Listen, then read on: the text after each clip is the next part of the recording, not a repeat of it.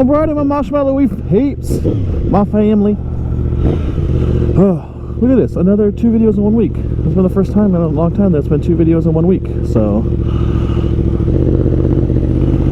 any hoodle, on my way right now to drop the bike off at On Moto to get the frame sliders and the radiator and oil cooler guard put on. I could do it myself. I go to my dad's, get the tools, blah blah blah, but I mean, whatever. I'm just don't really want to do it. Like I said, still don't have enough time in the day, so I'm just gonna drop it off, go do some stuff with the family, and then come pick it up later. I'm taking the easy way out. I know. Call me not a real rider. That's okay. Anyways, so yeah, that's where I'm going right now. But today, what are we talking about today? What are we doing today? Car wash. Hey, what's up, bro? So today, I figured I'd talk about the scariest moments, or how you want to put it, in my, motorcycling career, if you will. I've had a couple of them that they're kind of, they're moments that make your butthole pucker up, your sphincter go whoop. So let's talk about the first one, the most obvious one. The word would be my accident. Now that right there, I mean, it wasn't really a scary moment because it was happened all so quick, and it was done before I knew what happened. But the after effect of it, which is what was scary. And it wasn't really about me. I mean, I figured I'd be okay. I was in the hospital. They had me. You know what I mean? They knew I was bleeding internally, but they had it under control. All this stuff I was in a moment in my life, financially and everything, that if that bike, I just gotten that bike, and if that bike were to be totaled, I had basically just enough for the insurance to pay for it, anything like that. I had gap insurance, of course, but financially I wasn't going to be able to ride anymore. Like, it was going to be a long time before I'd be able to get another motorcycle. And that to me was a really scary moment for me. You know what I mean? It's just, we went up to Phoenix, dropped the bike off, and they called me on the way back. And, goddamn, this clutch is just gross. And it was like one of my saddest moments.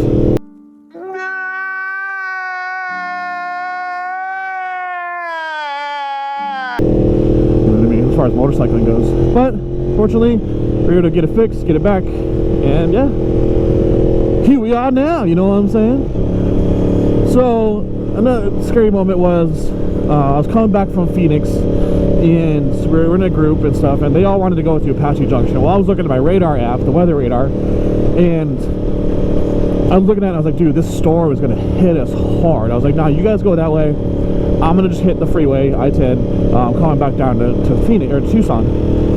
Like, okay, well, they ended up getting caught in the storm and were able to stop, but I was on the freeway, and like, for those of you who don't know, between Tucson and Phoenix, and actually Tucson and Casa Grande, there's a portion of it where there's nothing. There's nowhere to stop, there's no cover really. I mean, there's nothing. You're there, you're going, right? It's good, like, to say 20 to 40 mile way, and it just, oh man. And it was raining so hard that I could not see the road, I could not see the lines. The only thing I could do was see the tail light of the semi truck in front of me, and I lined myself with the rear right tail light, because I knew that basically that's where the tire is, and there was so much water on the ground. I knew the semi would, make like a little wake for me, like a little groove in the water. Oh, hey, dude, that's a Moto Guzzi. Oh no, it's Triumph. Don't just fucking look at me, douchebag.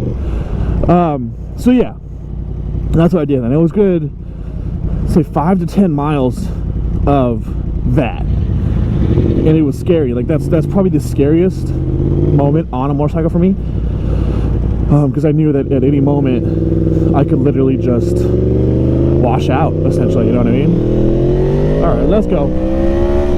Come on.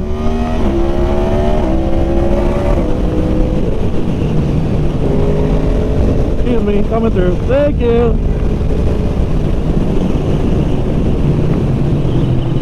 So I think what I'll do right now is I'll just ride this for a little while, because high speed sucks with this helmet. Please hold.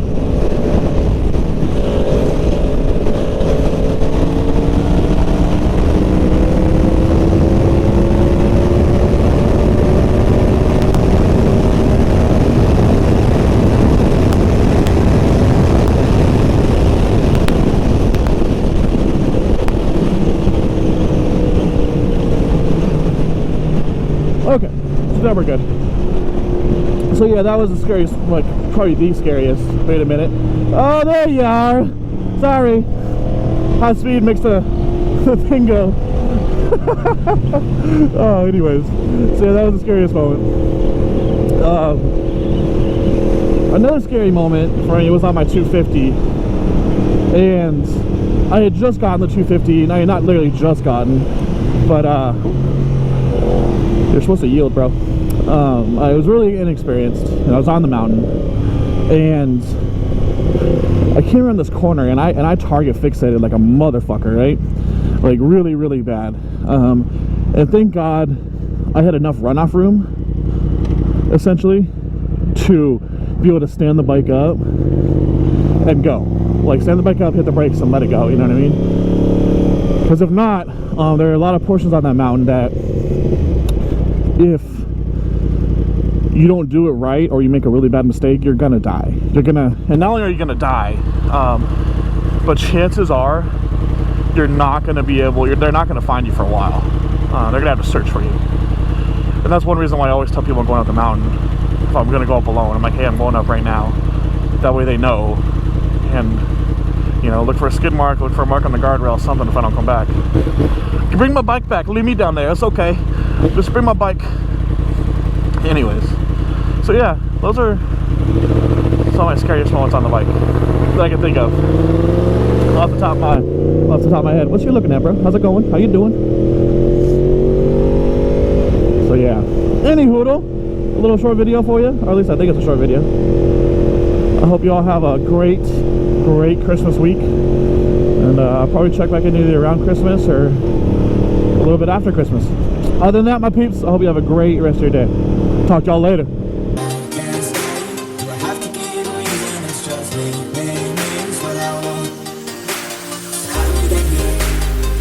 Now we've been so caught up. Better if we do this alone.